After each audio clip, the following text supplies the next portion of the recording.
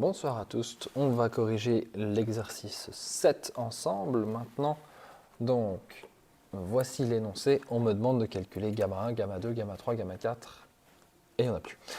On remarque d'abord qu'on a un cercle qui est divisé en segments comme ceci, et ces segments sont tous réguliers.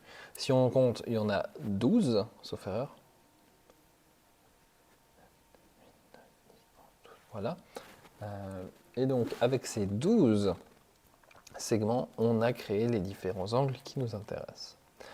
Ici, ce qui va être intéressant, ça va être l'angle au centre, puisque si on dessinait tous les rayons, on aurait 12 rayons qui séparent chacun l'angle au centre en 12. Donc, moi, je veux calculer gamma 1 d'abord, donc je vais dessiner ça. Et je vois que cet angle ouvre le même arc de cercle que cet angle ici au centre. Et donc ça, c'est ce que je vais appeler l'angle de gamma 1. Et l'angle de gamma 1, c'est, si je dessine ici alpha, donc alpha, on va pouvoir le calculer, et donc 2 gamma 1, c'est 1, 2, 3, 4, 5 alpha. Donc 2 gamma 1 est égal à 5 alpha. Et du coup, il faut calculer alpha. Alpha, on sait que c'est 360 divisé par 12, ce qui va nous permettre d'obtenir un bel angle de 30 degrés. Et donc, ici, l'angle gamma 1, c'est 5 fois 30 sur 2, ce qui nous donne un magnifique 75 degrés. On peut continuer comme ça pour tous les angles en faisant gamma 2, gamma 3, gamma 4, mais on va essayer de trouver des méthodes alternatives pour gamma 2, gamma 3, gamma 4, comme ça si par hasard on est coincé pour cet exercice, on peut quand même s'en sortir avec d'autres méthodes.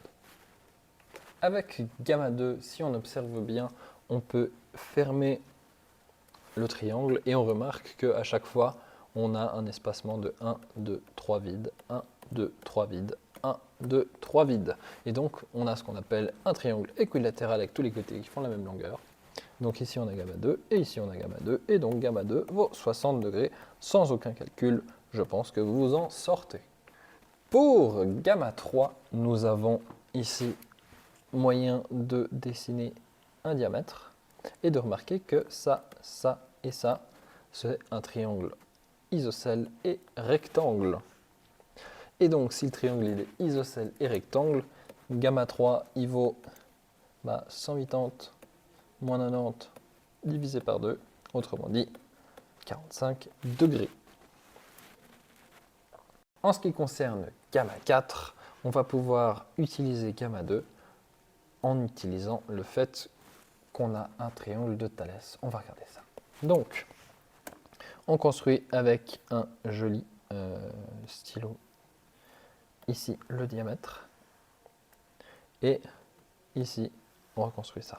Et on remarque que gamma 2 du coup en fait ce serait le même ici. Donc gamma 2 c'est le même angle d'ouverture que gamma 2.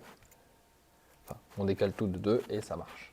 Donc gamma 4, déjà ici on a un triangle de Thalès, donc angle droit. Et donc 90 degrés c'est égal à gamma 2 plus gamma 4. Autrement dit, 90 moins, combien valait gamma 2 ? On se rappelle que c'était le triangle équilatéral, et donc on avait un magnifique 60, que j'avais noté, est égal à gamma 4. Et donc, gamma 4 est égal à 30 degrés. Et on en a fini pour cet exercice. Évidemment, vous auriez pu faire tous ces calculs avec uniquement le théorème de l'angle au centre. Ça aurait fonctionné. Simplement, je voulais vous montrer qu'il y avait différentes manières pour s'en sortir.